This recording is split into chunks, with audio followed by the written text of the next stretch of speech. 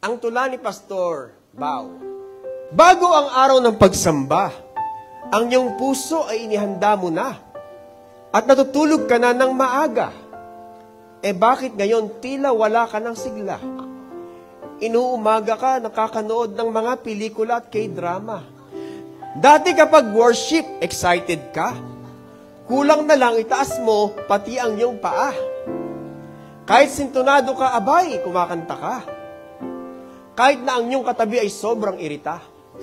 Pero ngayon, sa pagsamba, parang kang estatwa. At walang kareaksyon ang iyong itsura. Dati kapag sermon, masaya ka. Tinatanggap mo ng buong puso ang mensahe kahit tinatamaan ka. Bakit ngayon kay pastor ay galit ka? Kaya ba sa kalagitnaan ng mensahe, nagkakapi ka? Ano bang problema? Pogi lang naman siya. Pero real to ka, tunay na mahal ka nila ni pastora. Kaya kinokorek ka nila, kaya love you, mama.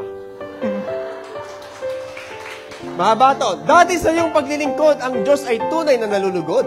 Kahit ikaw ay pagod, ang iyong pag-aalay sa Diyos ay tunay na kalugod-lugod. Bakit ngayon tila nawawalan ka na ng gana? Ang schedule mo sa ministry ay binabaliwala mo na? Kaya si Ate Ayang, ayun, nagsusumbong na? Mga Asher, nasaan na? Mag-aalas 9 na.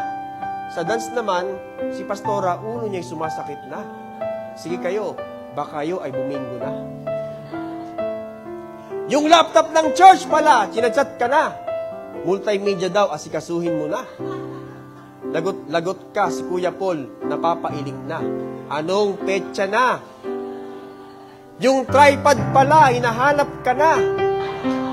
At gusto nang mag-live mag-isa. Saka bakit ka puro puna? Mga pangit sa kapwa ay iyong nakikita. Tandaan mo, kung may pangit sa kanila, humarap ka sa salamin, mas pangit ka. Pero ang totoo, kaya marami kang nakikita na hindi maganda kasi ang apoy mo ay nawawala na. Ay, meron pa yan. Ito ba? Bakit sa outing, masigla ka? Pero kapag prayer meeting, abay, absent ka? Pero sa miltihan at sangyupan, ayun, active ka. Pero ang gawain, binabaliwala mo na, magbago ka na. Dati hindi mo pinagpapalit ang araw ng linggo kasi alam mo ito ay para sa'yo. Para mapalakas ka sa mga pinagdadaanan mo. Bakit ngayon nawawala ka na ng linggo? Sa trabaho ay pinagpapalit mo. Araw ng pagsamba, ikaw ay naglalaba? Kung minsan nasa mall ka pa, bakit ko alam? Kasi nakasalubong kita.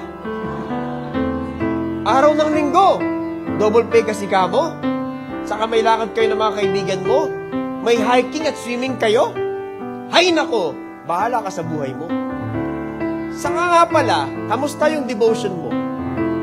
Balita ko, puro alikabok na ang Biblia mo Sa Google Class daw, ikaw ay laging zero. Baka dumating na si Kristo at hanapin ang devotion mo. Ano kaya ang isasagot mo? Lord, sorry po, gagawin ko na po, promise. At ako ay sa kanya ay bubulong. Lord, scam po. Sa mga minister dyan, kayo ay amin ang pinagsabihan. Kaya tumupad kayo sa usapan, kundi sorry na lang. Huwag mong hayaan na ikaw ay mapag-iwanan. Huwag mong sayangin ang pagkakataon dahil lumilipas na ang panahon. Kaya patuloy tayong maglingkod sa Panginoon. Dati, ikaw ay matyagang naghihintay sa kalooban ng Diyos sa iyong buhay. Kahit may manligaw sa iyo na hindi Kristiyano, tinatayuan mo ang pananampalataya mo. Bakit ngayon? Parang nagugustuhan mo. Kasi gwapo? Chinito? Pastor, uling biyahe na to.